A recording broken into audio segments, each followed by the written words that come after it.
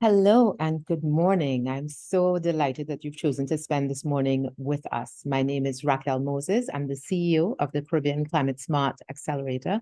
And this morning, we are talking about unlocking solar investment opportunities in Trinidad and Tobago. And while we're talking about a specific opportunity in Trinidad and Tobago, we are really looking at uh, unlocking opportunities across the region. So first, my role is to welcome you and to thank you so much for joining us today. It's really important. We know that time is the most precious commodity that we all have. So really appreciate you spending this time with us.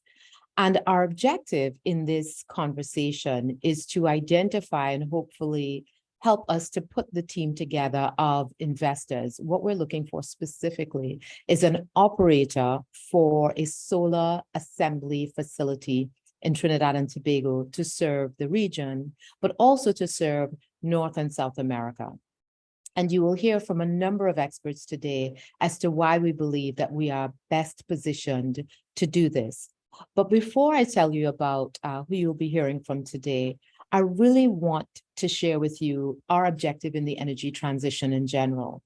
So for the Caribbean, as much as we believe that mitigation is paramount, even if we drove completely to net zero and stopped producing any kind of emissions, it wouldn't make a difference in where the globe is and our ability to achieve our end objective of keeping warming to 1.5 degrees.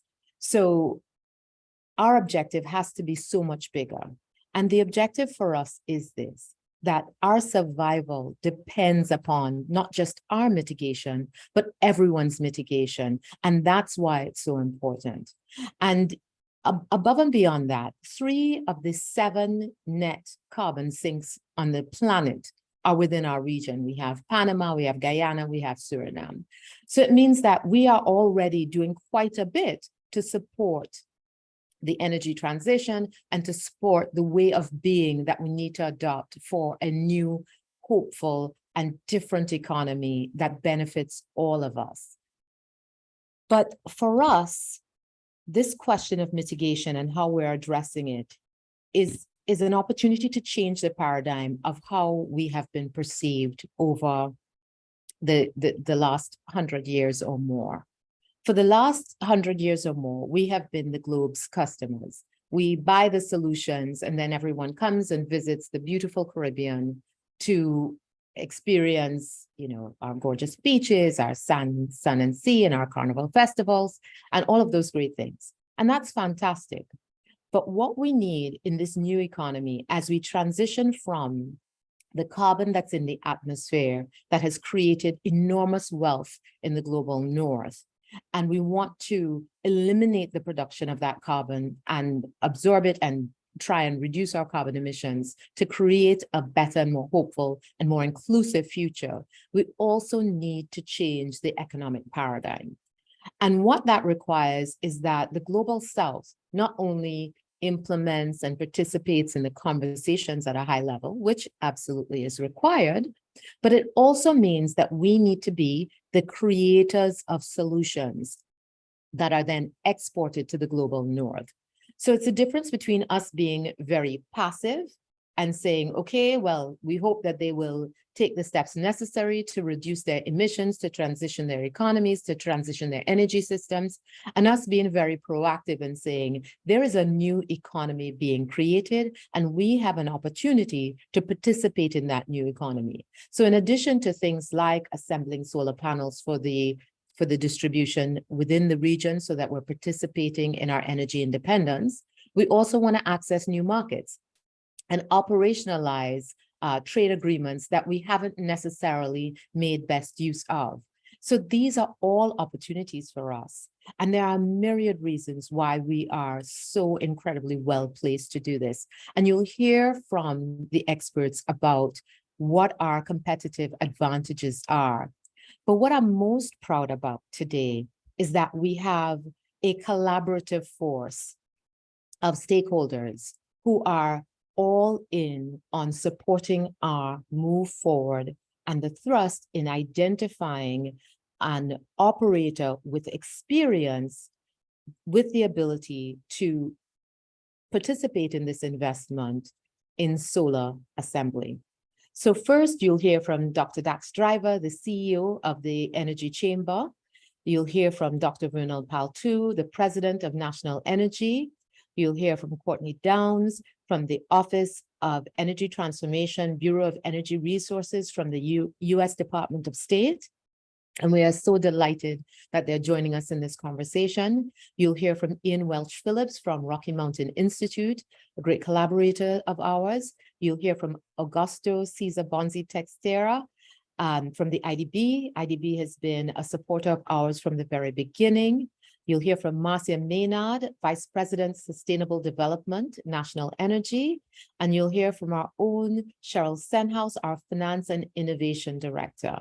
And these are just some of the people who are collaborating towards this diversification of energy transition and energy independence for the Caribbean. So the passing of the Inflation Reduction Act in the US has created so many incredible opportunities globally. It's also produced its fair share of challenges, but that's all right. Nothing good ever comes without a bit of push and pull. But the opportunity in this moment couldn't be better for a solar assembler to use the region to access not only our regional demand, but also to take advantage of their US and South American demand. And so with that, I hand you over to Dr. Driver, who will give you a brief introduction to Trinidad and Tobago's geographical location, economy, and energy sector. Dax, over to you. Thank you very much, Raquel. So yeah, my comments really are here for the non-Trinidadians who are here in the meeting, just to give a little bit of background to Trinidad and Tobago and to our energy sector. So Trinidad and Tobago, we're actually one of the world's oldest hydrocarbon producers. We've got well over a century of commercial production and well over a century of exports. Originally oil and petroleum products, but then more recently gas. And the gas products. We are a major exporter of LNG, and we are a major petrochemical producer, one of the world's major exporters of methanol and ammonia and other petrochemicals as well. So the energy sector in this small island in the southern Caribbean, just off the coast of Venezuela, it's dominated by hydrocarbons. It dominates our economy, especially in terms of government revenue and export earnings. We're a small population, 1.2 million people, but we have a highly skilled workforce, many very, very experienced industry professionals, 2 very good universities, and a large number of technical schools and institutes, providing the skills needed for that, to build that world-class energy sector that we have. So we have very strong engineering companies supporting the industry in the country, service companies. We have 400 member companies in the Energy Chamber. Most of those are service companies and contractors supporting the petrochemical industry and the upstream oil and gas industry. We also have a great location in terms of shipping. We have a lot of vessels coming into Trinidad because of our history in the energy sector, and we're south of the Hurricane Belt. I have a great natural harbor in the Gulf of Paria, and ports to service the sector. We have international oil and gas companies and large global petrochemical companies resident here for many, many decades. It is an economy. We are a democratic country, open economy, and a lot of acceptance of international investment into our energy sector. We are used to working with international oil and gas companies. Our electricity sector comes 100% from natural gas. It is the cheapest in the region, and indeed one of the cheapest in the entire world. About 10% of our natural gas goes into the electricity sector. The rest goes into the LNG and the petrochemicals. So given all that, why should we be even here talking about solar panel manufacturing? We're a hydrocarbon economy. Well, The first point is that there is a need and a big desire for us to diversify our economy. The manufacturing sector is seen as a big part of that. We need to develop these other economic sectors where we can be competitive, able to export goods and services. So we think solar is a great opportunity, not just for the manufacture and export of panels, but also the services that are sort of bundled and embedded with that industry as well. The second point is that our gas production in Trinidad has been falling. We're down from a peak of around 4 billion cubic feet of gas a day a decade ago to now about 2.7 BCF a day. We are working on increasing that gas production, but there's also an urgent need to prioritize natural gas going to LNG and the petrochemicals and earning forex for us, and reduce the amount of natural gas going to electricity production. So that creates opportunities for solar. And indeed, we have our first major grid-scale solar project just beginning construction, a 120 megawatt facility. So, in Caribbean terms, a big facility. But we also hope that we're soon going to have the policies in place to allow people to connect rooftop solar, a feed-in tariff system, which is promised and should be implemented very soon, which will allow individual businesses and individual households to feed into the grid as well. The third point that I just want to raise about Trinidad, and why Trinidad I think is an interesting opportunity for solar within the country, is that the international markets are now demanding that the carbon footprint of our products is be reduced. So we've just had the CBAMs being introduced in the European Union. So that means we have to decarbonize our petrochemical exports and our LNG. So there's a major opportunity to do that by substituting low carbon hydrogen produced from green electricity rather than gray hydrogen from natural gas as we're currently using. So again, that represents a major opportunity for solar in the country, subject of today's webinar, and also for wind as well. So for all of those reasons, we think that Trinidad and Tobago is an excellent location, and somewhere which we think that should be on the agenda of international investors looking in the renewable sector, and specifically talking here today about solar panel manufacturing. So with those words, I'll hand back to Raquel, and I'll listen intently to today's presentations. Thank you so much. Thank you so much, Dax. All right. And so now we will go to Dr. Paltu, the President of National Energy, who will be sharing with us the government's commitment to the region's energy transition and continuing its history as a global leader. Thank you so much, Raquel, and thanks to the Energy Chamber for hosting and organizing this important seminar. And, just to build off what Dax was saying and what Raquel said earlier, Trinidad and Tobago is uniquely placed in terms of our energy sector and our industry for driving the transition and building that industry as we go forward into the future. Now, just to take us a bit back in terms of our development and our organization, we in Trinidad and Tobago, as Dax indicated, have a long history of a successful fossil fuel industry, building on initially petroleum production and then natural gas production. As the economy and as a society progress over the years, what we have realized is that Trinidad and Tobago alone does not have a sufficient mass, a sufficient size to drive an international market when it comes to the transition. And so we have to work collaboratively within the Caribbean region.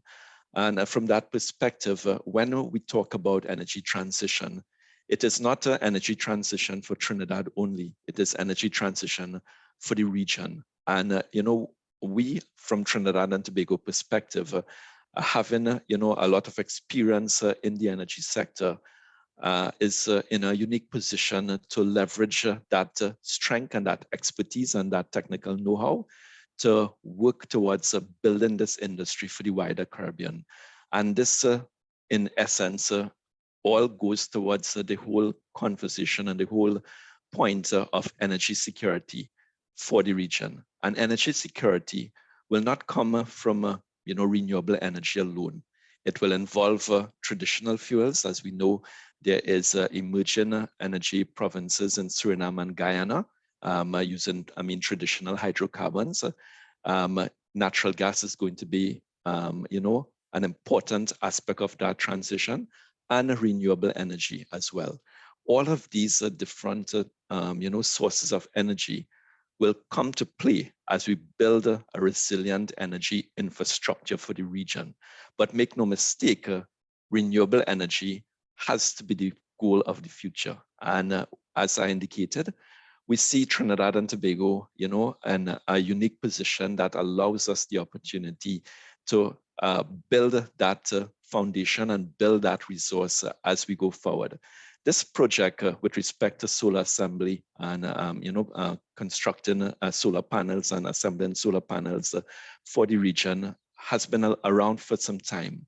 And what we feel at this point in time is that the timing is right for us to make that step forward. We are at a place where renewable energy, particularly solar energy, is the renewable energy of choice within the region. We will go towards developing wind. We will go towards developing clean hydrogen as we progress. But at this present time, most of the countries in the region has a renewable energy policy, and solar power plays an integral part in that renewable energy policy.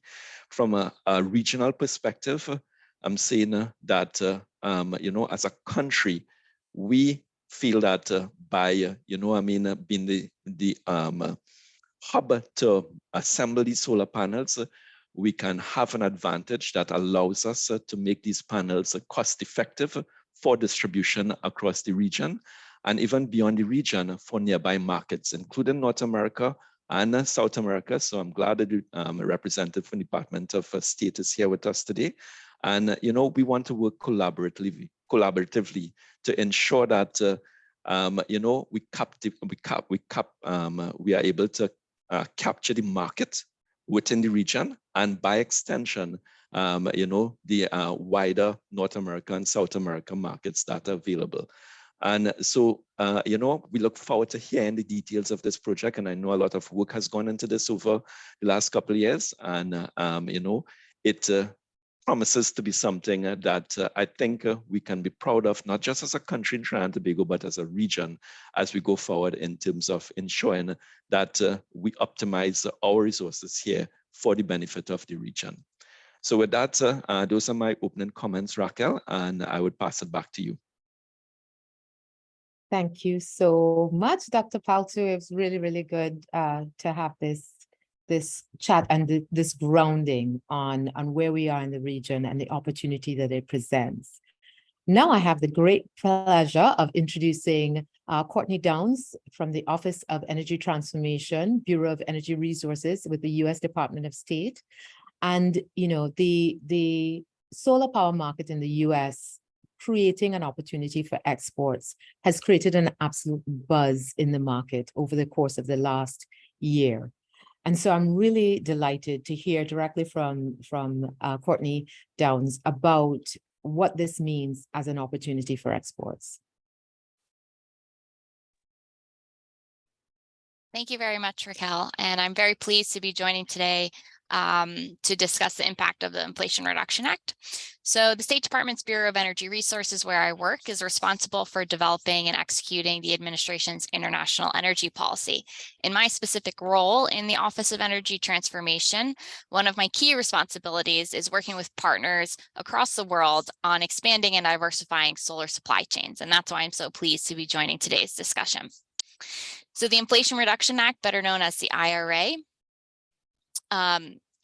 this is why I'm pleased to be here to discuss the impact of the Inflation Reduction Act, better known as the IRA, specifically on solar deployment in the United States, and then the demand this creates for expanded solar supply chains across the world, including in Latin America and the Caribbean. So it's been about 1 year since the passage of the IRA, and this has sparked a historic clean energy boom in the United States. This is government enabled and private sector led, and it creates an unprecedented 10 years of policy certainty for industry around the world looking to invest in the United States. It signals to the private sector that they can make long-term project decisions instead of wondering if these tax credits will be extended every few years, as has been the case previously. So since the passage of the Inflation Reduction Act, project developers have announced planned investments worth at least $122 billion across more than 800 clean energy generation projects. So this includes wind and battery storage and nuclear, but solar as well. And so this totals over 80 gigawatts of new clean electricity capacity. And that's enough to power about 13.7 million homes in the United States. So the Department of Energy has projected that the Inflation Reduction Act and the Bipartisan Infrastructure Law, we can double the share of clean electricity generation to 81% by 2030. So what does this mean exactly for solar? So US electricity generation from solar is expected to increase 7 to 8-fold by 2030. So over the next 7 years, we expect twice as much solar than if the IRA was not passed. So this is a massive increase in solar deployment from the status quo. So the Department of Energy also suggests that the IRA and the Bipartisan Infrastructure Law will enable the deployment of roughly up to 475 gigawatts of new solar. And solar is central to meeting the US goals for decarbonization. We estimate that as part of our efforts to transition to a carbon-free electricity sector, solar could account for as much as 40% of the United States electricity supply by 2035 and 45% by 2050. And this accelerated pace of solar deployment is critical to realizing the United States climate and clean energy goals. And globally, we also see the pace of solar investment increasing. According to the International Energy Agency, global solar investments are expected to be more than $1 billion per day in 2023, surpassing upstream oil investments for the first time. And so I wanted to highlight a few of the IRA's provisions that are helping to increase solar deployment. And so this includes both utility scale solar as well as distributed solar.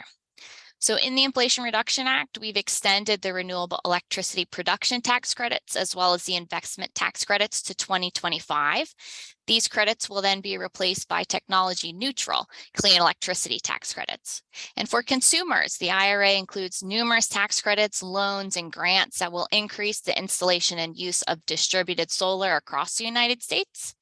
For instance, the residential clean energy credit takes 30% off the installation of rooftop solar and other home clean energy technologies, which is anticipated to save individual families nearly $400 per year in energy bills. The Environmental Protection Agency also launched a $7 billion Solar for All grant competition for states, territories, tribal governments, municipalities, and eligible nonprofits to expand the number of low-income and disadvantaged communities primed for residential solar investment, enabling millions of low-income households to access affordable, clean, and resilient solar energy. In addition to catalyzing deployment of technologies like solar, the Inflation Reduction Act also underscores the need to expand clean energy supply chains around the world. And so we must address this issue if we hope to achieve the projected pace and scale of clean energy deployment that the IRA seeks to catalyze. Today in the United States, we have very limited domestic solar manufacturing capacity. In 2022, the US produced about 5 gigawatts of solar modules, and we produced no solar cells or wafers. And while our module manufacturing capacity has increased 10% since 2021, it remains insufficient to meet our domestic demands for solar power. Fortunately, the IRA's provisions for clean energy manufacturing are helping to rebuild US solar manufacturing capacity. And since the IRA's passage, we've seen announcements of over $10 billion of private investment in solar manufacturing capacity and potentially 70 gigawatts of new solar panel, translating to about 70 gigawatts of new solar panel manufacturing capacity. However, these are mostly announced investments, and so we still remain, there's a delta between the pace of solar deployment we're seeking and the amount of manufacturing we will be able to do domestically. And we also know it's not feasible or desirable to build everything domestically. And so because we know there will be a gap between our demand for solar products across the supply chain, and this includes solar glass to wafers and cells, and our ability to produce domestically, that's why we're very interested in working with our partners around the world, including Trinidad and Tobago, on solar supply chain diversification efforts and expansion. And we really see this as a key opportunity for our partners like Trinidad and Tobago to develop new industries that can catalyze economic growth and create jobs. And so this is central to our strategy to go beyond the United States and work with partners to ensure that we're able to diversify and strengthen their own clean energy manufacturing capacity. And we're nowhere near the global saturation of public or private sector investment needed in clean energy manufacturing and deployment to achieve our shared climate and clean energy goals. So there's significant opportunity in this space. And so that is why I'm so pleased to join today's webinar to learn about the efforts to establish solar assembly facilities in Trinidad and Tobago and possibly the broader region, and see if there are opportunities for closer collaboration on solar supply chain diversification across the Western Hemisphere. And say thank you very much for the invitation, and I look forward to the rest of the discussion. Courtney, thank you so much. That was incredible. I could barely keep up with documenting the stats, and that's so important because there is such an opportunity, and we understand why there has been such excitement over the IRA. But I love this concept of the solar supply chain diversification, because that is really core to what we need for this energy transition. And Trinidad and Tobago is really nicely positioned to take advantage and to participate in that diversification, not least of which because we have some of the best quality silica in the world in Guyana, so we could produce some of the glass, but also there are many component manufacturers in Central America. So there's an opportunity to really try and solve some of the challenges that we have faced in the development of our energy transition. So thank you so much, Courtney. So with that, I'll now hand over to Ian Welch-Phillips of Rocky Mountain Institute. He's going to discuss some of the current demand and potential growth prospects regionally for solar energy. We know that Rocky Mountain Institute does phenomenal work in helping to prepare projects for market readiness. And with that, I hand over to Ian. Thank you, Raquel. Morning, everyone. Pleasure to be here with you today. So just to give a bit of background as to what Rocky Mountain Institute does across the region. So I'd say we're a team of about 10 strong within the islands team of the Institute. We've worked with over 20 countries throughout the region, have helped install over 70 megawatts of solar projects throughout the region. And we do a lot of work with utilities, governments, regulators, in terms of driving the energy transition forward. Now, with respect to the market in the Caribbean, so I'd say there are a few number of key drivers, the main one being high electricity costs. So whilst that might not be a major driver in Trinidad and Tobago, throughout the Caribbean, it's a major driver. So to give some numbers or perspective, the average electricity cost that a consumer pays is anywhere between 30 and 35 US cents per kilowatt hour. Now, the cost of solar generated from a panel, once you factor in the investment costs and stuff like that, is between 5 and 10 cents per kilowatt hour, dependent on the size of the asset. So just by those numbers alone, you can see the driver of decreasing costs behind pushing this market forward. We also see the cost of assets, of solar assets going down around the region. There's a push for greater energy independence where countries want to be less reliant on imported fossil fuels. Once again, not an issue for Trinidad and Tobago per se, but one faced by the rest of the region. There's also a greater push for resilience, and by resilience, I mean adapting to the impacts of climate change. So hurricanes are getting stronger, they're becoming a lot more prevalent. And part of that is, I'd say, fortifying your system or increasing the amount of distributed generation throughout the system, of which solar is a primary factor. We're also seeing a lot more introduction of friendly policies towards renewable energy. So many of the islands throughout the region have net metering policies in place or feed-in tariffs in place where customers who have solar panels can essentially export onto the grid and receive some sort of financial benefit for that.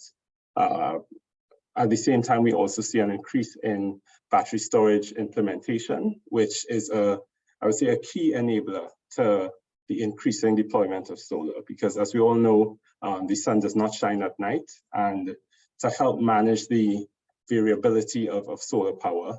Battery storage is an excellent complementary asset, which will help further push the industry forward.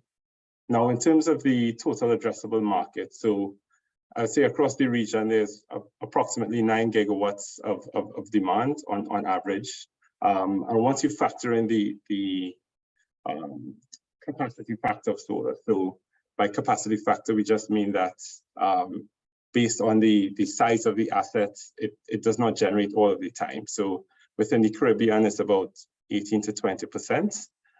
So if you factor that 9 gigawatts up, we're looking at 40 to 50 gigawatts, of potential demand. Now, most islands are between, I'd say 20 and 60 megawatts. And interestingly, or I'd say most crucially, most countries are less than 10% solar penetration. So in terms of build out of assets over a period of time, there's a significant market to address there. When looking at the solar market, I'd say we typically look at it across 3 levels. So we look at grid scale, which are projects greater than 1 megawatt, commercial, which are projects between 25 kilowatts to 1 megawatt, and residential, which are below 10 megawatts. Now, across the Caribbean, we're starting to see a lot more grid scale projects, primarily pushed by utilities and government. So we've seen the 112 megawatt that has started in Trinidad. Jamaica just released a tender for up to 100 megawatts of solar as a first tranche of a pipeline plan of 170 megawatts of solar. Guyana have just completed their RFP and are proceeding with a 33 megawatt project. St. Lucia has a 10 megawatt project in the works. Grenada has a 20 megawatt project in the works. And there are many other, I would say, plans in train from governments, utilities, etc., to ramp up on this grid scale storage. Grid scale solar, particularly due to the energy needs of the people. On a commercial level, we're seeing a lot more commercial installations. I'd say there's a bit of a constraint at this level due to the regulations having to catch up in terms of allowed sizes and types of assets to be connected. But there are huge pushes from many of the Caribbean hotels and other large businesses to help get this on track. And lastly, I'd cover the residential aspect. So the residential, I would say, is an often underappreciated market. And I say this because whilst the residential market is small in terms of the installation size, what you're starting to see, especially throughout the Caribbean, is where the build out of solar is constrained by the regulations or the interconnection process. For example, you have to get your asset, you have to register it, there's a bit of red tape you need to go through. There's been an explosion in unregistered systems throughout the Caribbean, which is still a significant part of the demand. So just to give some context, in Jamaica, for example, for every 1 registered residential system, you have about 6 unregistered systems. So these are people that are not within the official system, but are still going out and purchasing panels and getting them installed and getting them connected to produce energy for themselves. So yeah, so I hope that provides a fairly good overview of the Caribbean market. And the last thing I'd say is that looking at the demand of approximately 9 gigawatts across the region, that's a static number as of now. And that number is expected to grow with industrialization. And a big driver of that is expected to be, once again, another impact of climate change, where as we all experience this, it feels like it's getting a lot hotter. And what you're seeing is a lot more installation of AC units, which then pushes the demand up, which then pushes the need for more clean energy up, which then pushes the need for more solar up. And it is by far the, I would say, most scalable, cheap form of renewable energy that we have access to in the Caribbean at this point in time. As some of the other parties mentioned, we're still looking at geothermal, we're still looking at hydrogen, we're still looking at wind, but solar is definitely the here and now. and is here now to stay. Thank you. Hand back over to you, Raquel. Thank you so much, Ian. Thank you. That was phenomenal and really provided us with some great grounding on what the opportunities are within the region. And I thought that that last point about sort of the scalability of solar and how important that is for our individual energy transition, and also the issue of the continuity of it's getting hotter, people are buying more ACs, and so we're using more energy, and then we're almost, if we're not transitioning to renewables quicker, we are worsening the problem that we're trying to solve. So we really have a key opportunity here to at least stem what's going wrong and help to cool in the long term while we address what's happening in the immediate and short term.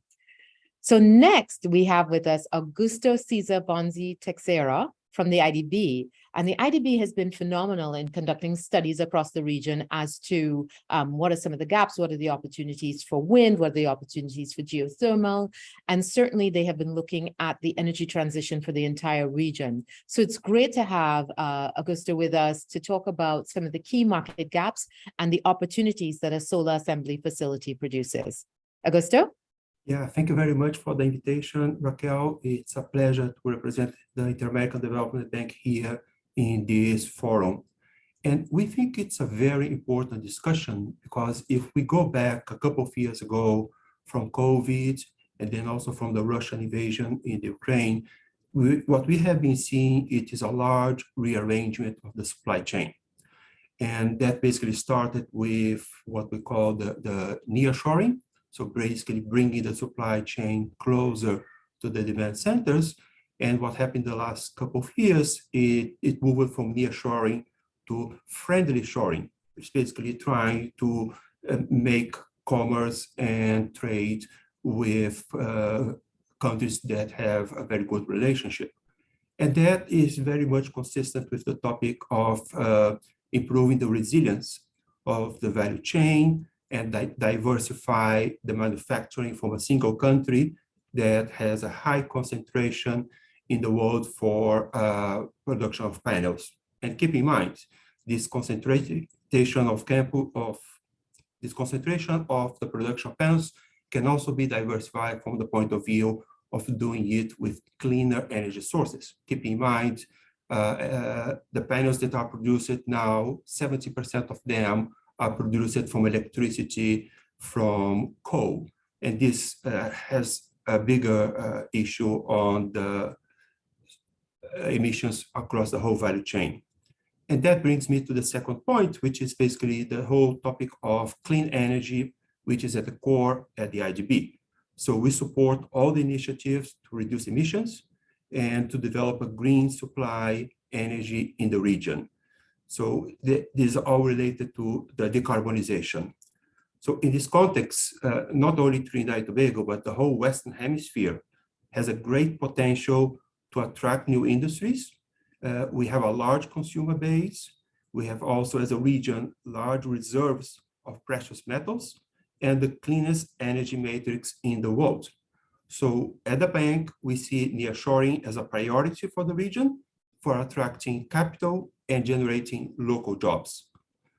In this context, we have been monitoring several of the announcements of supply chain migration.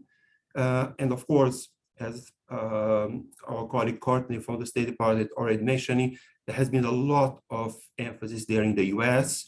We have seen like the Enel multinational investment into Oklahoma, 3 gigawatts, and generating about 1,000 direct jobs. Also another 5 gigawatts investment in Texas, generating 1,500 new skill jobs. And we know this is happening in the US, and there are a lot of reasons behind that, such as the IRA, but we also see that in other parts of the Latin American Caribbean region. For example, there has been a recent announcement of a new factory of solar PVs in Mexico, in the state of Jalisco. Also this year, 2 new factories in Brazil, in the states of Pernambuco and Paraná. And now we have this opportunity coming up in Trinidad and Tobago. So when we look through all of these migration of the supply chain coming to the Western Hemisphere, what are the common themes that we have seen in all of that?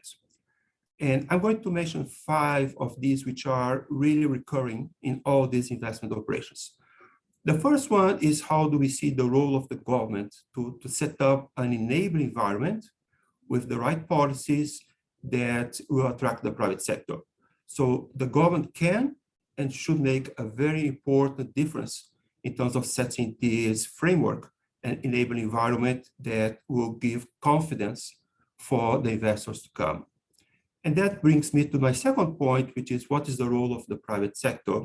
So we see the private sector really driving the investments. The government can and should participate in those investments, maybe as a minority shareholder, because it is a kind of a strategic part, but the large part should really be doing by the private sector. The private sector brings technology, generate jobs, and boosts productivity and efficiencies. The third thing that we saw in all of those investments in the region is to set up a financing arrangement that contemplates all the different participants. So we have to start thinking about innovative finance instruments so that you contemplate an opportunity for the government to participate with this funding. Also, the private sector to bring its own investments in this opportunity. And of course, depending on the off-taker, there are a lot of things to consider in terms of setting up the guarantees and also the risk-reward system.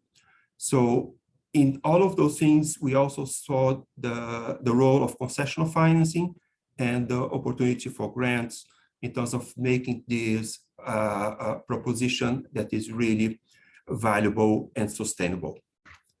The fourth thing that we saw also as a common theme in all of those investments is that this is not only an investment in a facility. For example, if you're talking about solar PV manufacturing, this usually will come later associated with battery. So what we have seen, this has to be thought through as an ecosystem of technology development, innovation, partnership with the universities, with the technical schools, because that is really the key enabling factors for generating a just energy transition, leaving no one behind, and not only thinking about the manufacturing part, but also what we call the soft part, which is the social, the job generation, and the whole sustainable development of the country. The fifth and last item that we saw as a common theme is that will require new trade agreements among countries. And here, as we are talking about the Caribbean as a region, we have a very good opportunity to strengthen the collaboration among countries. And in that, usually there is a role for a trusted advisor to participate in these discussions as someone who is neutral to one country or the other, and who is really looking forward to the developing of increasing the size of the pie and not the individual share of the pie for an individual country. So this partner will also help avoid asymmetries of information and asymmetries of institutional capacity for some countries that may be smaller or in the early part of the development of the renewable energy sector. So developing the trade agreements, developing a safe space where the countries can work these energy topics is very important. The bank has done that in other regions, and it could play a role on this one. So let me finalize here and sum up that we think this is really the moment for the Caribbean region to make a large transition to renewable energy sources and to clean energy. The IDB is very happy to participate and to support.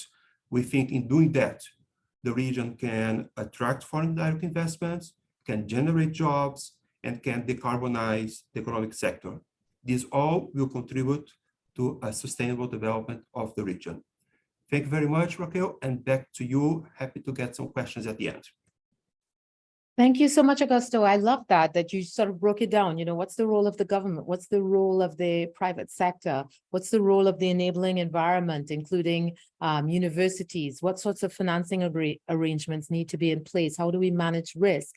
And of course, how, you know, what are the trade agreements that need to be in place?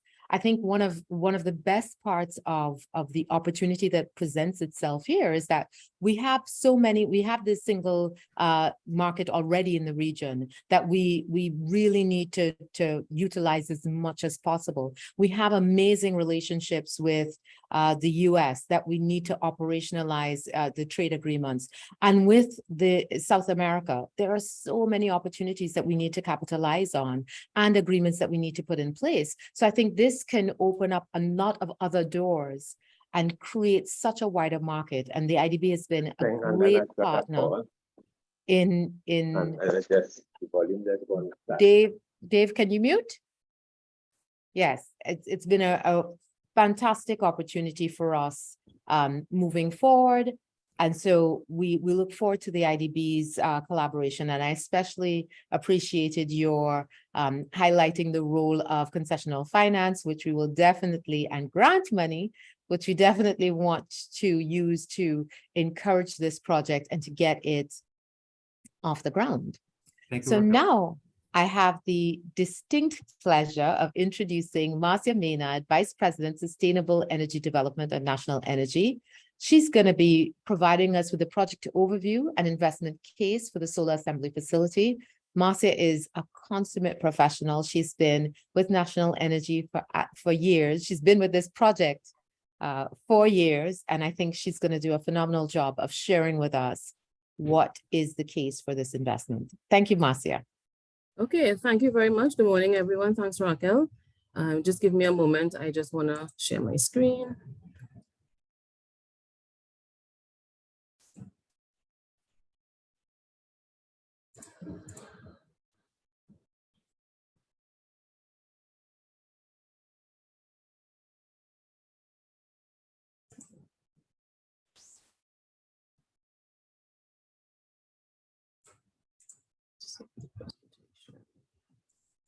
Second.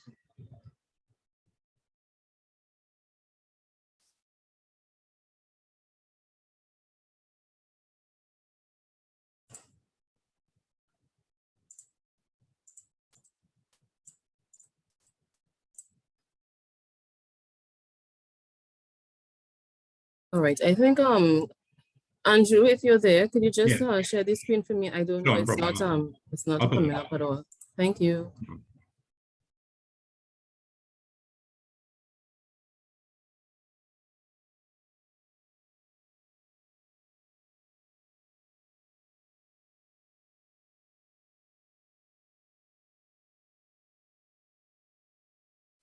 All right, great. Sorry about that. Always when you're about to kick off. I'm going to just be discussing this morning in terms of looking at the investment case and really in terms of the overview. Next slide, please, Andrew. If you could just go on again. I think someone needs to be muted. Okay. Right. Okay, great. So this morning, the outline for the presentation, we're going to be looking first of all at the whole aspect of the attractiveness of Trinidad and Tobago for the manufacturing of renewable energy. But I just a note in terms of the first part of the presentation, it really is going to be earmarked for those persons who are really not familiar with the Trinidad and Tobago environment. We do have to take cognizance of the fact that the audience is in fact a mixed audience. So we want to make sure that that persons do understand, who are new to this, to the Trinidad and Tobago market, that they do understand the nuances of the market, and as well in terms of understanding, especially Trinidad and Tobago, the manufacturing sector, and it's really a suitability of being able to uptake the production of renewable energy technologies. The second part of it, we're going to just kind of delve a little bit further in terms of looking at this specific investment opportunity, looking at that whole aspect of the assembly. Next slide, please. All right, so we just move on. So we'll be on to the first part of the presentation. So just some quick highlights for persons not familiar with the territory. We're just gonna give in terms of a quick snapshot as to country facts about Trinidad and Tobago. We're not gonna go through all of this. Just I think what's always to note is just understanding our small country area, understanding in terms of looking at the population of 1.3 million persons. And another item that I would want to highlight as well is just looking in terms of looking at the availability in terms of the labor force, and then in terms of looking at that literacy rate as well. If I can just go on to the next slide. Okay, so in terms of the value drivers and really what makes this location, making Trinidad and Tobago, what makes it a location of value and for consideration. We want to look at the first aspect, which is going to be the market access.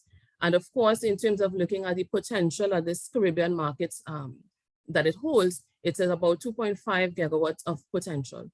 We also want to look at in terms of looking at not only just within the Caribbean, but even as we expand into both Latin and South America, we do see in terms of looking at the increase of the global share. And I think the speakers before all spoke to it in terms of looking at how persons, as they move into this whole energy transition, we are in fact going to be seeing a ramping up in terms of the adoption of the solar technology. In terms of one of the other drivers, easy access to the raw materials, and the fact that there are opportunities in terms of being able to look at being able to import different aspects and different supply elements coming from aspects of within the region or outer regional in terms of looking also within the Latin America region as well for supply. And what also makes it, of course, very important is having access to developed port infrastructure and infrastructure that allows us to do the export as well as the importation of the key raw materials. In terms of the strategic location and looking at Trinidad and Tobago, we are in fact an excellent transshipment point. And in terms looking at where we look at how we are, and I will have another slide that kind of talks to you, kind of visualize in terms of that sort of triangle, which includes looking at Panama, looking at the whole Caribbean region and how we sort of fit very, very nicely in terms of that being that transshipment point.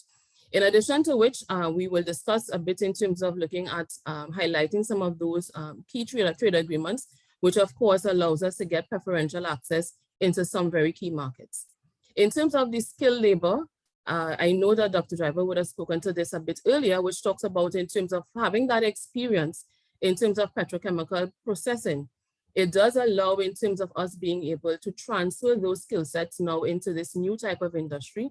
One of the things that we also have to be cognizant of as investor, if we are looking at making this type of investment, is of course understanding that as you transfer skills and you are starting up a new industry and starting up in a new business line, you do take cognizance of the fact that there would be some level of risk, and then that has to be taken into consideration, right? The last aspect of it really in terms of looking at our partners and looking at in terms of the whole aspect of looking at the state agency, that will look at being able now to support and facilitate this particular type of investment. Next slide, please.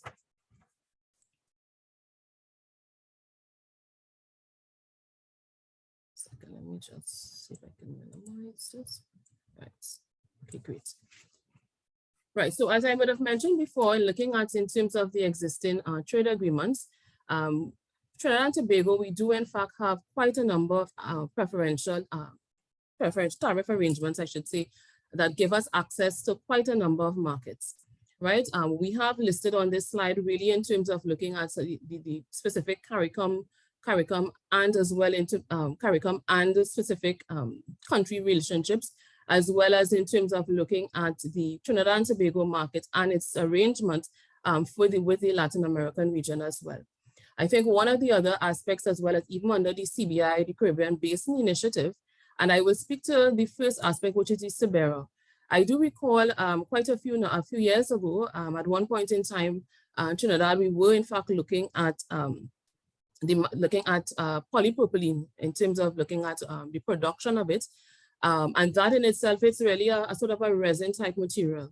And there was a there was an attraction for us as a location in terms of being able to produce that particular product, because there was in fact a preferential tariff for the export of that resin into the US market. So what I also wanted to highlight on this slide is that even though, yes, there are in fact quite a few bilateral arrangements, bilateral trade arrangements and agreements that allow us access, market access, always remember that these are always negotiated positions. So sometimes in terms of when you look at the suite or the basket of goods that currently may fall under the agreements, they are still always open to negotiation. I just also wanted to highlight off of this slide as well that there are also, if you're looking at the sort of a trade arrangements and the trade relations between the various, between Trinidad and Tobago and some of these parties, a very, very useful tool is looking at the UN Comtrade.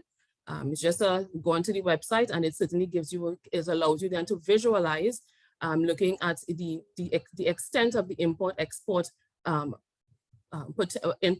I should say, goods. And in terms of looking at the amount of those goods that have been traded between the various countries that fall under those specific trade agreements. Next slide, please. Right, so in terms of the active manufacturing sector, Trinidad and Tobago's manufacturing sector, is one of the third largest contributors to GDP.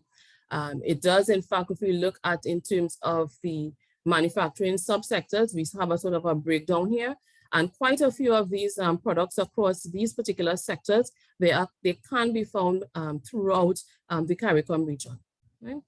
Next slide, please. So in terms of robust infrastructure and the utilities, and this is just in terms of looking at how then are we able to support the investment or that we are going to be looking for in this particular project.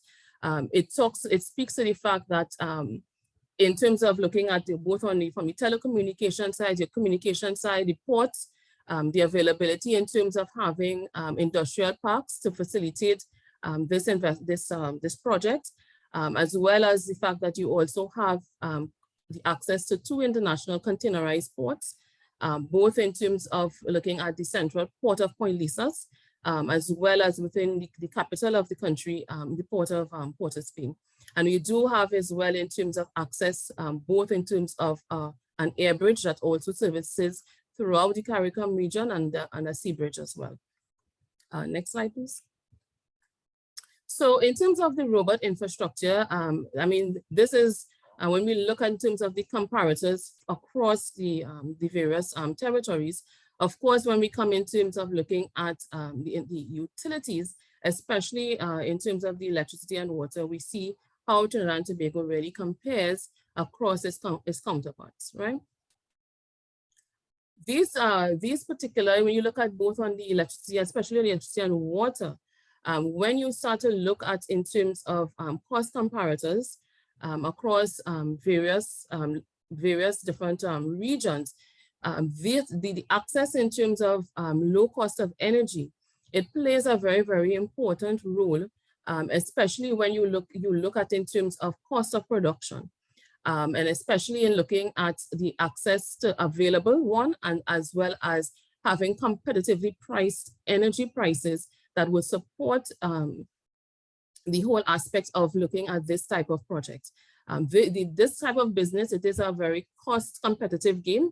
And so you always want to be able to ensure that at every aspect, especially as it relates on your energy costs, that you try to keep those costs as low as possible. So hence the reason it is a value driver for the Trinidad and Tobago location. And it is an advantage point in terms of looking at us as an opportunity for placement of this type of project. Next slide, please. Right, so I would have mentioned this before in terms of having the access to the major ports within Latin America and the Caribbean. And as you can see here, in terms of if you're just looking at just the whole aspect of the transshipment, you're looking within the triangle and what it allows us in terms of being where we sit and how we are able then in being able to transport and the logistical transport between the various islands as well as into Latin America, in terms of being able to transport and move those particular goods. Next slide, please. So we're going to talk a bit in terms of investment incentives. The first one we're going to kind of delve into is what is available, right?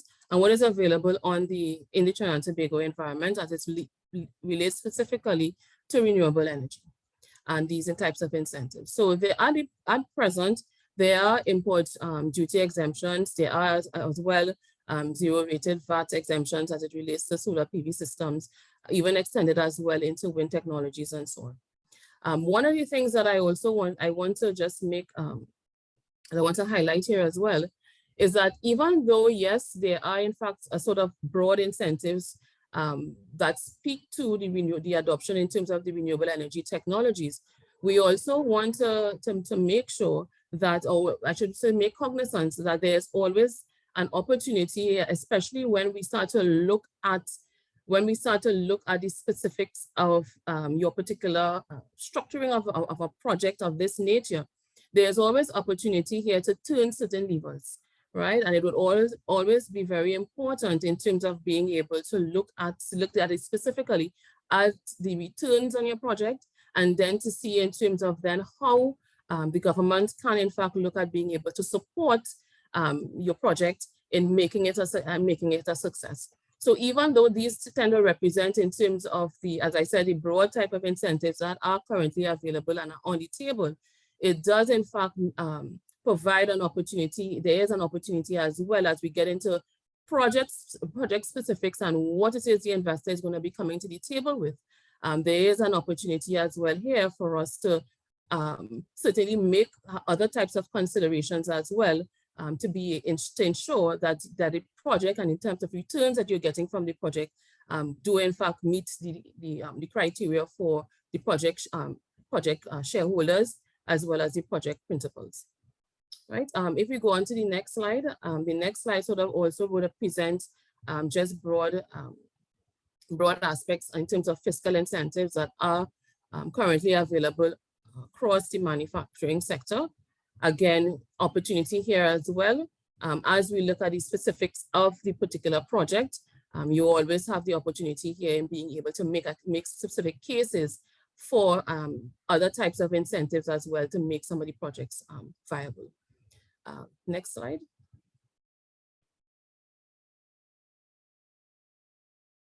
Yeah, so I just wanted to kind of round off this particular section in terms of just looking at recent investment success in Trinidad and Tobago. And this is in terms of looking at the 112 megawatt utility scale solar PV project. The start turn-in for this was on the 13th of April 2023. What I've highlighted here in terms of BP, Shell, and Lightsource BP, they are the main principals at this point in time in terms of investors. There is, of course, consideration for government participation as well in this project. That is currently under finalization. But in addition to which, also to note that the project has in fact would have reached its FID, financial investment decision, in December of last year. And it is in fact, as we speak, in Q4 of this year, the project principals have in fact started some of their pre-construction activities. Right. So I'm going to move on to the next section. If you go on to the next slide, I will take you to the next section. Right. So we're going to just talk about in terms of the opportunity. Right. So this in terms of looking, and I think we, the previous speakers certainly have spoken in terms of quite a number of the opportunity, the whole environment as it relates to being able to really capitalize on the fact that you do have the solar irradiance and the intensity within the Caribbean, and being able then in terms of being able to diversify as well, diversify the electricity generation for some of these islands. Some of these islands still, they still utilize in terms of oil type derivatives. And you also want to sort of diversify that sort of, I would say in terms of the electricity production mix, and really bring on board in terms of the adoption of other types of renewable energy technologies. If we go on to the next slide a bit, let me just, I just wanted to talk about a bit of other things. Next slide, please, Andrew. Right. So I know that Raquel will sort of set the stage at initially. Just go back one slide. Great. Just go back one more.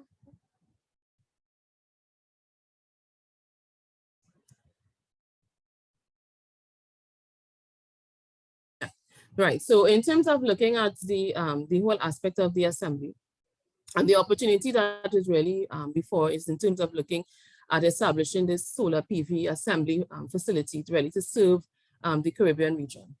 And the reason why we say in terms of being able to serve the Caribbean region, recognizing, of course, that even the placement of a facility like this in Trinidad and Tobago, and in terms of looking just in terms of the size of the local market, it is not a very large market, right? But there is opportunity when you look at being able to capitalize on the opportunities within Trinidad and Tobago, and really look at beyond the Trinidad and Tobago boundary, and look at the Caribbean region as that single market. It opens up far better opportunities for looking at being able to export and support then in terms of the energy transitions plans within the neighboring CARICOM territories, right? So the objective here in terms of being able to really provide solar PV within the region, and being able as well to be able to support some of the support those expansion plans that become that are part of each Caribbean territory's energy transition, and as part of their nationally determined contributions as well, and where they see in being able then to change their energy mix from one of what currently exists into something that really embraces being able to now adopt the renewable energy. So the overarching goal here is the creation of this new industry for self-sufficiency, and really in terms of creating that energy independence within the Caribbean, right? There are, in fact, as you go through the Caribbean territories, and I have it in a few other slides, there are in terms of policy developments that are coming through. You do have in terms of looking at countries that are in fact putting out RFPs and putting out tenders, and opportunities there of being able to move where we currently are, and we currently sit in the Caribbean region at 17%, and the goal, as we will see in a later slide, is to move us to about 90% by 2050. Now, just in terms of this particular investment opportunity, with our partner at CCSA, we would have been able to really present this particular opportunity at a special strategic session, achieving regional energy security through enhanced cooperation and integration, which considerations for a regional approach to energy security. So this was a specific security special strategic session that was held of CARICOM. And at that particular meeting, it endorsed the Caribbean Solar Assembly concept, which was presented by our partner CCSA, recognizing the meeting would have recognized the value proposition and the benefits that member states can in fact derive from this particular venture, right? If we can just go on to the next slide.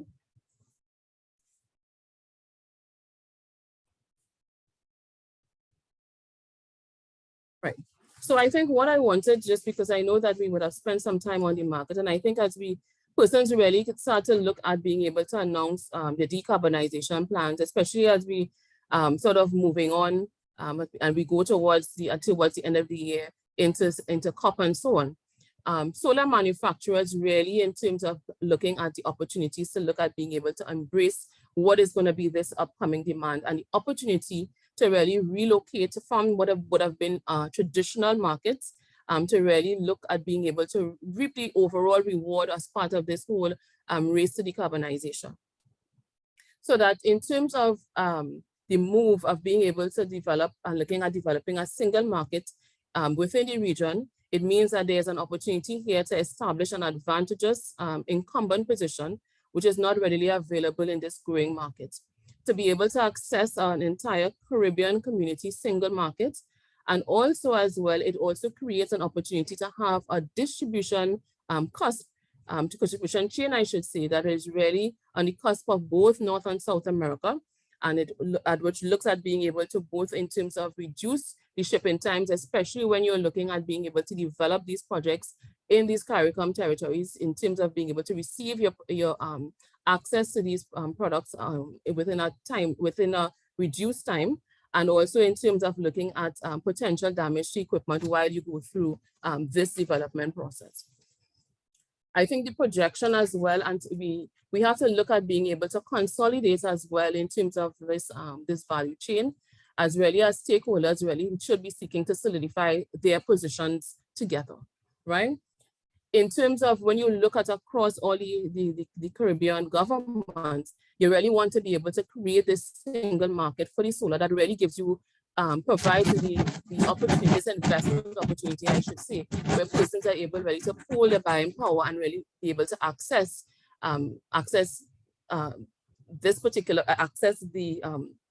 solar panels at a competitive rates, right? As well as that, I think that more so as we would have through the pandemic, and I think for persons who would have been looking at developing the solar projects, I certainly can speak to when we're looking at the in-country utility scale project.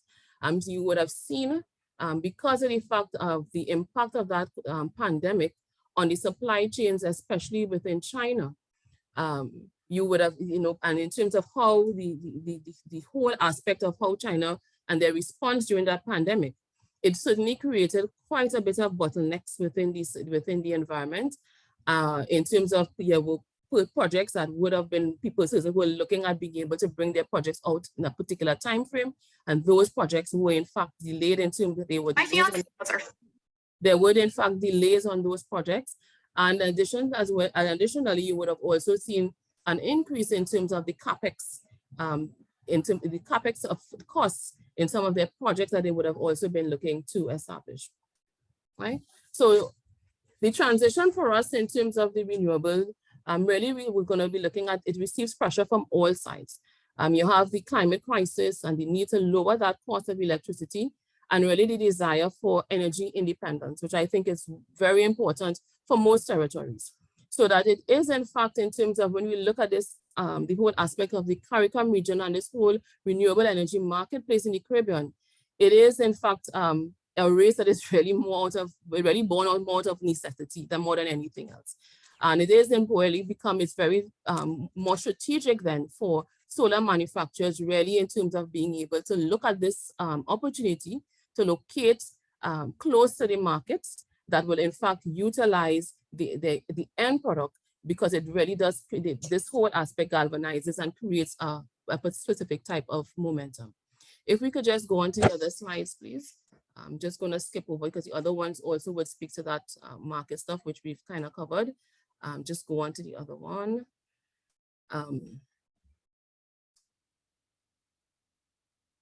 Right. So I would have sort of alluded to some of this before, where we currently sit, and as of 2020, the Caribbean, we've started 17%. And what we really want to be, when we look at the commitments by the various territories, is being able to move towards 57% by 2030.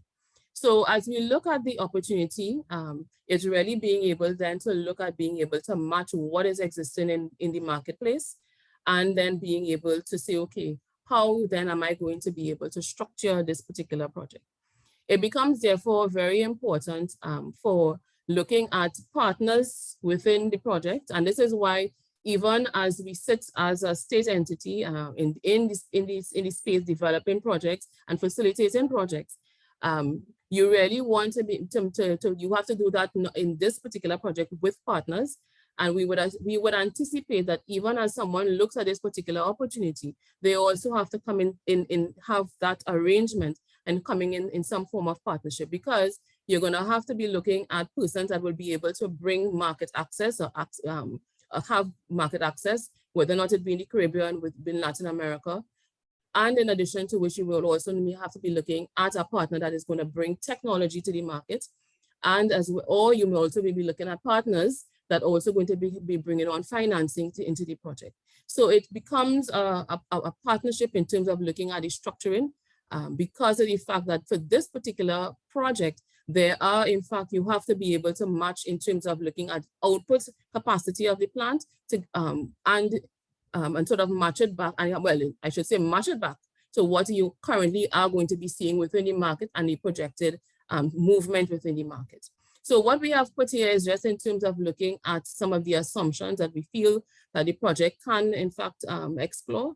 And these are, in fact, going to be quite conservative when you look at, especially in terms of looking at the cost per megawatt for the solar. What we have found is that it tends to range now between maybe closer to probably 1.2 to 1.3 when you're looking at in terms of million USD per megawatt.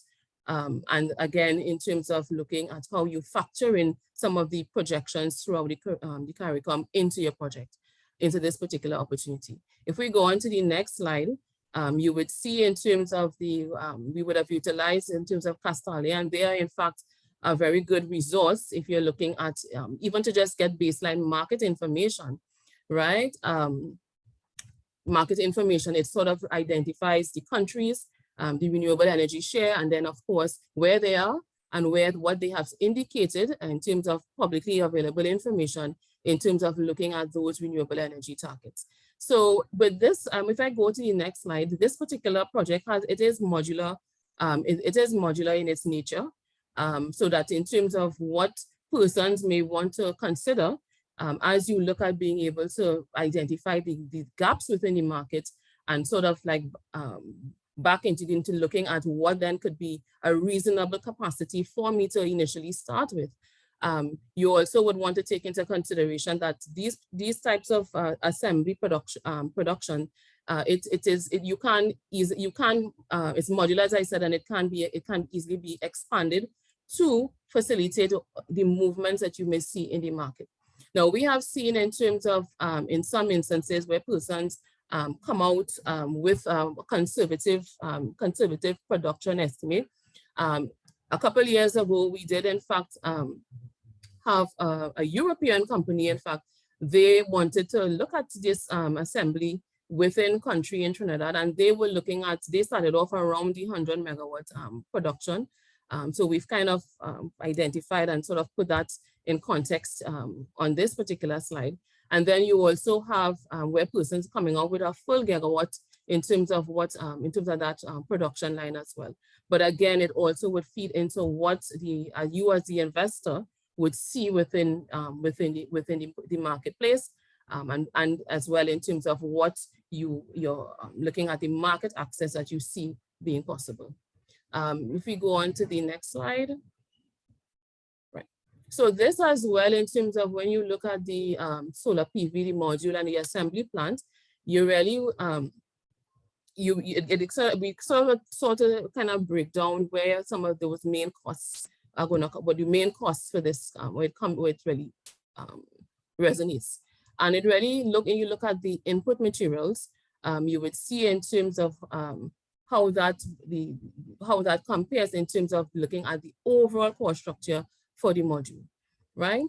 One of the things that in terms of even as you look at for partners in this particular space, there's also in terms of being able to leverage on supply chain relationships and leverage in terms of persons who have stature as well in this space, because what they do for you in terms of looking at the economies of scale is that they would be able then in terms of being able to bring to the table, especially as it relates to those input material costs, bringing it with a competitive sort of cost structure. Now, in this particular solar PV module, in terms of the production, it is a cost competitive business. So that you would see in terms of you see R&D. This R&D it is something that will always have to be part of anybody who's looking at being able to be part of this business, because you always have to be on the cusp of what is happening, what is taking place, what is going to be projected into the future. It is a cost competitive business, so those are things that you definitely would have to take into consideration as you look at being able to look at the different cost structures, look at in terms of how you're able then to bring to the markets, being able to leverage some of those, as I said, some of those economies of scale, right? If you go on to the last, I think that should be the last slide. Oh, okay, I have one more. So I think just being able to kind of bring it all together. There is opportunity, yes, in being able to have that job creation. And I mean, a lot of countries, and even Trinidad and Tobago, considering looking at this whole aspect of just transitioning and so on, where you look at being able to transition persons from an existing industry into something that is new. But we also have to take into consideration for, as investors, if you're coming into be part of, especially starting up in that industry, there is going to be a level of risk that you would have to adopt, and you would have to take that into consideration as well as you're persons are transferring skills from one industry into the other. In terms of looking at the Trinidad and Tobago advantages as it relates to cost, I would say when you compare it into other Latin American countries, if we are looking especially in this assembly space, in the segment or in the fragment that deals specifically with energy costs, we are in fact very competitive when it relates to that, and we have seen just in terms of our costs of energy. But as I said, one of the things that in looking at this as well in managing your costs, you also want to be able as well to make sure that you are able then to have leverage on some of those supply chain and bringing that kind of perspective and advantage into a project like this. Again, in terms of if we look at being able to establish it, yes, it gives an opportunity with the in combination with the utility scale. Now, within the Trinidad environment, there are quite a number of local enablers that have to still come out and create that sort of space that would facilitate more distributive type generation. So you get into residential, you get into the commercial and industrial applications. But as we stand now, even with this opportunity, we do feel that even without having the access, the full access, and some of the enablers within the local environment, there are certainly quite a number of the enablers within the, if we look at a beyond Trinidad environment into the CARICOM environment, that still makes something like this interesting or of interest. And then in terms of the competitive landscape, I mean, there have been considerations for projects within the region. We've had, I think in 2017, there was a project that looked, I think, coming out of Barbados. And then there was also, I think, coming into, I think it's St. Kitts also as well, some opportunities there. But within the English-speaking Caribbean, there still will exist that opportunity for us to be able to look at this, solar assembly as an opportunity for us to really unlock, as the topic of this, the whole presentation this morning is really as an opportunity really to unlock the potential that exists within the Caribbean region, and for all of us to then sort of move along together in being able to move through this energy transition. I think that, Andrew, brings me, should be the last slide, would be kind of the wrap up. I think the other ones in terms of justice, in terms of contact, what I would ask though is that, of course, I know persons would have registered to be part of this presentation, this morning's webinar through the Energy Chamber. We do in fact have perspectives that we can in fact share, which is all about compilation of some of the things that you would have seen here this morning. But certainly if you can indicate if you are interested in receiving the perspectives, many times when we sit on these webinars, you know, and we in this sort of space, we want to make sure we know who you are, and in terms of having conversations and more intimate conversations with you, so that we get to understand if there is in fact interest, how then can we now move forward. So certainly if you are interested in getting that perspective, please indicate to the chamber, and we certainly can get on to you and have a further conversation with you regarding this opportunity. I think that's it, Raquel. So thanks everyone. Thanks, Andrew, as well for that.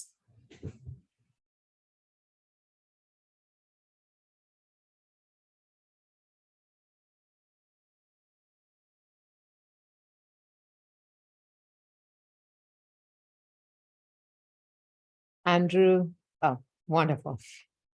Thanks so much, Marcia. That was absolutely comprehensive and a really, really great framing for the landscape as to what we're looking at and considering. So now we get to the point where we talk about what does this require? And I want to go back to sort of the original objective. Above and beyond, most importantly, what we need is an operator with experience who has some market access, whether that is North American, Caribbean, or South American market access. And with that, we think we have the ideal scenario to put together this investment. We have been in conversation at CCSA with a number of potential financing organizations. All of them are very eager to finance this transaction. Our expectation is that it will be a combination of some equity and some debt.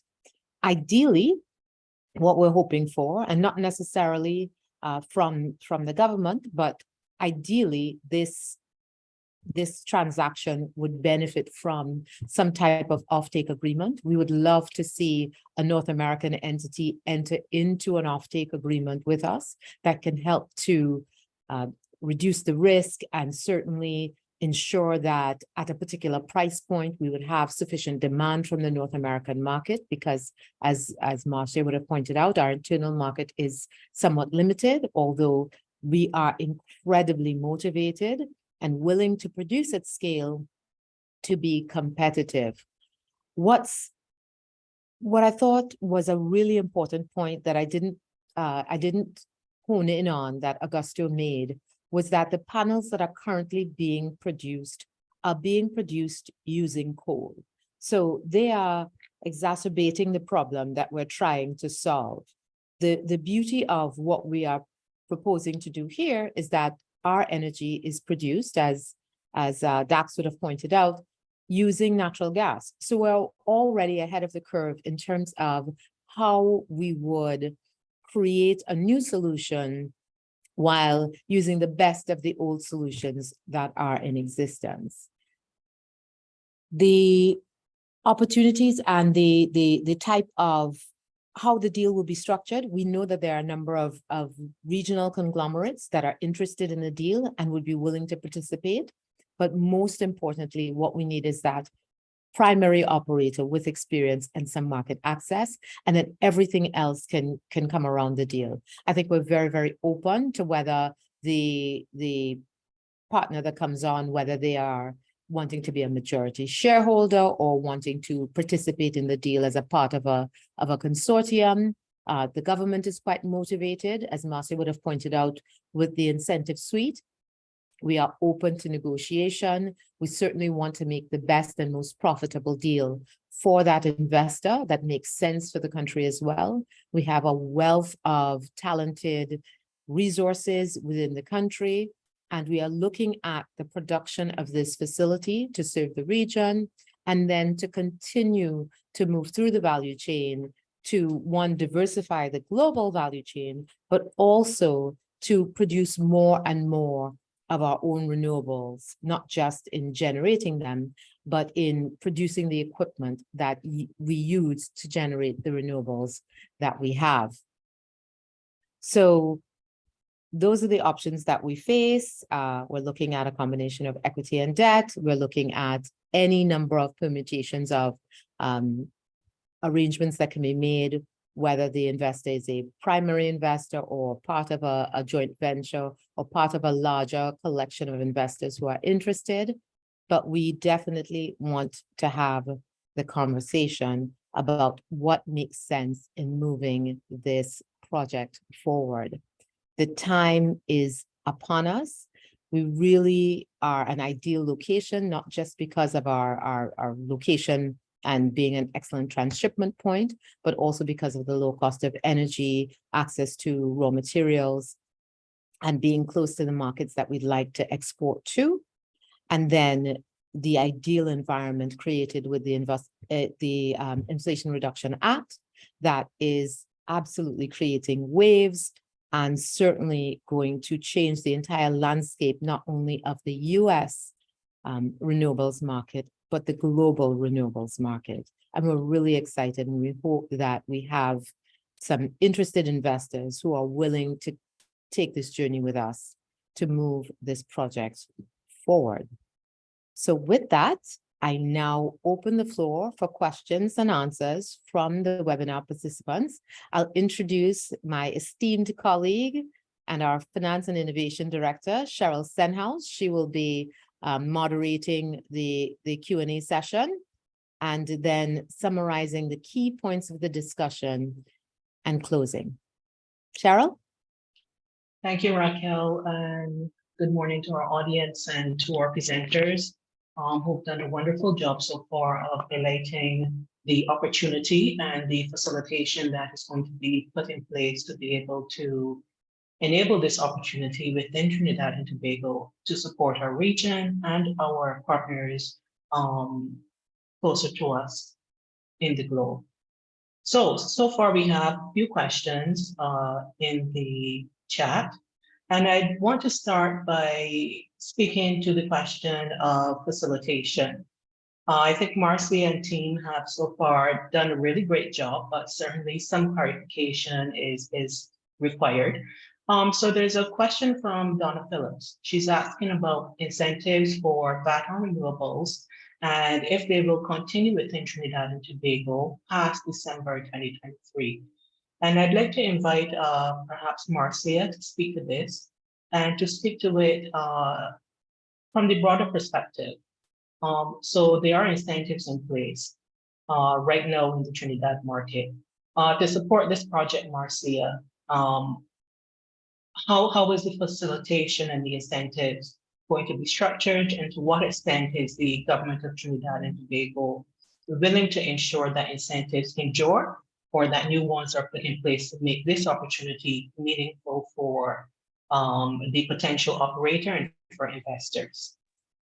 Yeah, so in terms of the incentives that are currently on the table, certainly in terms of, I think I'm seeing here where Donna was asking that it would stop the incentive by 2023. There would, yeah, by 2023, I think that's what I am seeing here. Mm-hmm.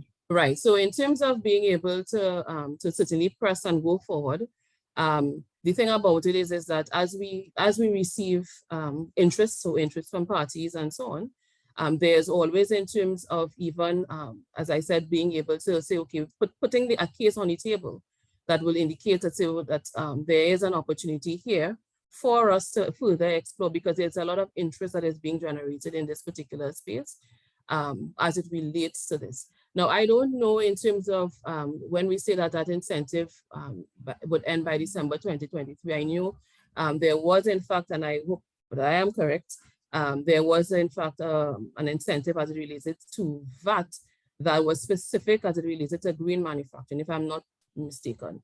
There was in fact a limit that was placed at the end of 2023. I think that would have been stated in the previous, not in this recent budget, in the budget for the previous budget. I do know that there has been in terms of some conversations that were taking place between the Ministry of Trade and the Ministry of Finance as it relates to that.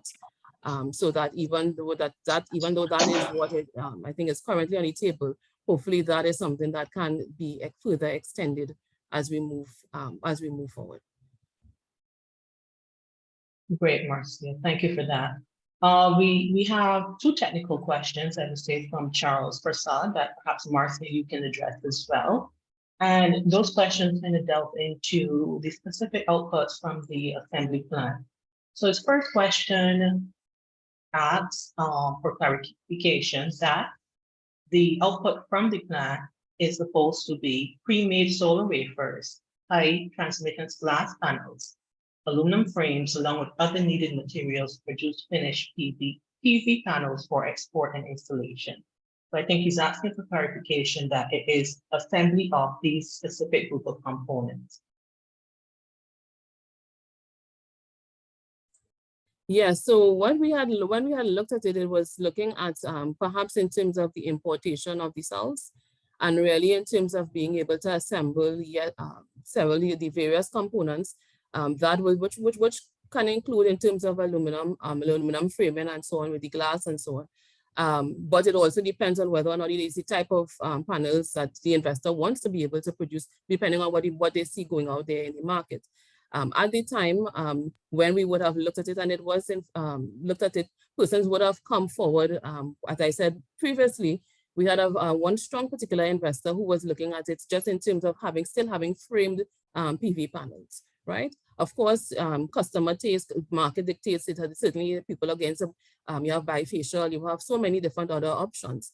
But it is looking at if you're importing from either from the cell and you at the end product, you're really going to be producing a panel, you're producing a module, right? However, you want to start, as I said, we would have examined it looking from the cell straight on to the module. It is really going to be up to how you wish to design. You wish to design your project and based on the cost factors that you're going to be seeing in being able to structure your particular project. Great. So I think that answers the second question, which contemplates if it is possible to manufacture the solar wafers and high transmittance glass rather than importing it to then do the assembly. So what I've heard you say, Marcia, is that certainly you're open to considering the business model that any potential operator puts on the table for the assembly plant. Yes, it's a very flexible. It's not to place anybody in any sort of creative box. Nothing of the sort. It is where you would see in terms of being advantages. There also would have been some interest at one point in time in being able to say, okay, can I produce the glass locally? And looking in terms of doing a float glass facility, right? So persons, if it is that within your interest group or with how you wish to structure and you want to be able to come with that, because that in itself provides you with a lower cost as in terms of a supply input to your what you're seeing as your process. I mean, that is also, I mean, it's pretty open, pretty flexible in terms of how persons want to design their project. Great, thank you. Sure. So our third question in the chat, we have certainly a comment about floating solar farms versus onshore solar and the fact that solar implementation so far has had on the use of arable land within the region. And posing the question about was the concept of integrated solar farms in agriculture explored? Perhaps I'd invite Ian Welch Phillips to give a comment on how solar implementation what the landscape looks like across the region and what the various permutations of solar installation and intersection with other subsectors looks like right now and what the potential is. Thanks, Cheryl. So in terms of what that looks like across the Caribbean landscape, so I know that floating solar is being looked at in a number of countries for two reasons. One, to provide energy, and two, to conserve water. Because one of the benefits of floating solar is that it reduces the evaporation of the surface. And as you know, most of the Caribbean islands have water issues during the dry season. In terms of other intersectionalities, we're seeing a lot of, I would say, agrivoltaic or agri-solar, as they say. So both a combination of mixed-use land, so where you have solar and you have like farming or animals grazing around it, but also for agri-processing facilities. And I'd say one of the key intersections with that one is with the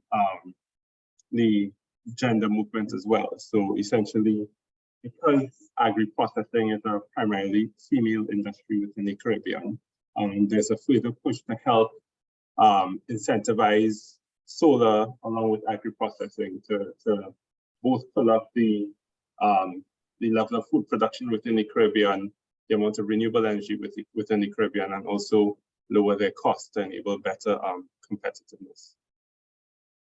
Great, thank you for that comment. So certainly an initiative such as this certainly can contribute to our ability to be able to expand solar simply from energy production, maybe for our homes or into utility scale, and integrate it into other aspects of our operations, from our homes to agriculture to improving efficiency in just manufacture and unrelated businesses as well.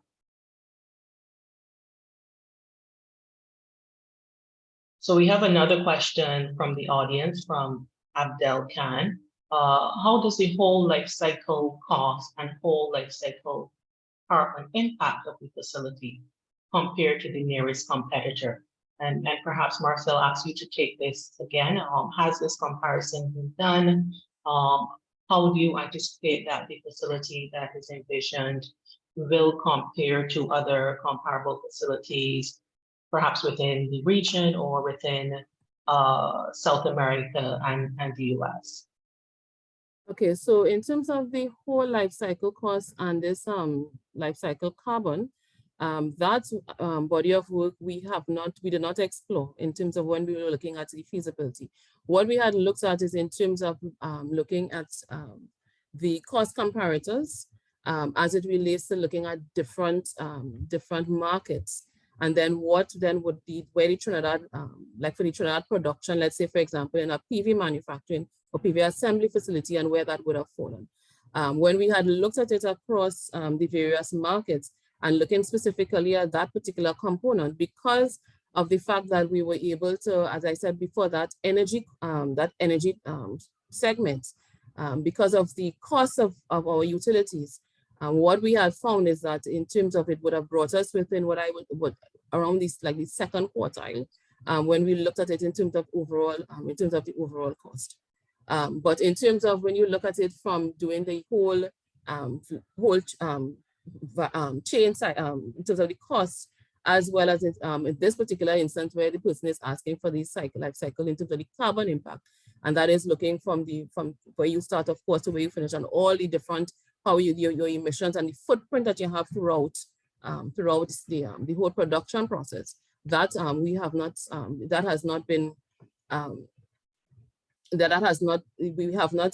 at this point in time do we have that documented at this point. Is there an opportunity for you to gather that information and generally to be able to provide detailed information to a potential operator on the market opportunity to help them, come to a final decision? Yeah, but so we can't. It certainly can be done. But again, it would also speak to what that particular, because remember, it depends on where each person's starting point, where they want to start. So that's where I started may be different to where you may wish to start, depending on your particular partners or that kind of thing, or where your access to your supply chain going to come from. You might say, okay, that I want to start at this particular point where somebody may start a step before. And that in itself is going to affect, I should say, what will be one person's impact versus the another, right? So that what we can look at is maybe on a generic, not generic, but on a just to give a feel as to what it may look like. But if it becomes very specific as it relates to a particular footprint or impact, it will be it will be specific to that the particular process that an investor would want to adopt. Great. So once again, Marcy, I'm hearing you indicate that you are willing to work with any potential operator based on where they are to develop a framework to enable them to take up the opportunity. Right. So what I'll ask you to do at this stage, Marcia, to kind of close the Q&A session is to just outline and summarize for us again what the next steps. So to our audience who is on the session today, and for anyone who they share the information with, if you are interested in pursuing this opportunity, what are the next steps for getting information and for engaging with the stakeholders about moving forward? Yes, so I think what I had mentioned before, and especially because of the registration information, there's also as well in terms of for national energy and being able to access the information as well through any one of through the company website, you can access the information. But in addition to which, what we also wanted to do as part of this webinar is not just have it as not have a link as to that you have information to follow up with someone. which is why I was saying, and in terms of this particular webinar and having the next steps, if the chamber could indulge, is that once persons indicate that they would want to receive the presentation, that we can, based on your registration, that we can get the information and then we can do a more personal reach out in terms of having that conversation. Because conversations ignites, goes a lot further than someone just going navigating our website and then you get the information and there's no real conversation about it. So we really want, in this particular instance, if you are in fact interested, just indicate and we will follow up in terms of having that one-on-one conversation with you in terms of the prospectus, and then in terms of what ideas that you yourself may have what may have been tickled, I guess, this morning, and you would want to now be able to move forward with. So I see Dax is his camera is on, so I hope, Dax, that you will facilitate our request for us to be able to get that more intimate type of interaction with the audience. Oh, of course. I just put my camera to say yes. Of course, we would do that. We're always happy to facilitate. That's why we're here, to help make the connections. So people can always just reach out to us at the chamber. You should have got our contact details when you registered. Please we will help get people in touch. And other questions, beyond this specific opportunity here, other issues around the renewable energy industry in Trinidad and in the wider Caribbean. I encourage people just to reach out to us. Register on our website for our e-newsletters. They come weekly with a lot of background information. A lot of it is still going to be gas related because of the nature of our economy, but it is wider than that as well. So please just reach out and register with us, and we will keep you informed about everything which is going on, and we'll make the connections as well. Great, thank you so much, Dr. Driver and Marcia. So we've had a wonderful session this morning. Just to wrap up, I'd want to highlight that our objective in bringing these parties together is to enable investment in the solar opportunity in Trinidad and Tobago for the establishment of a solar panel assembly facility.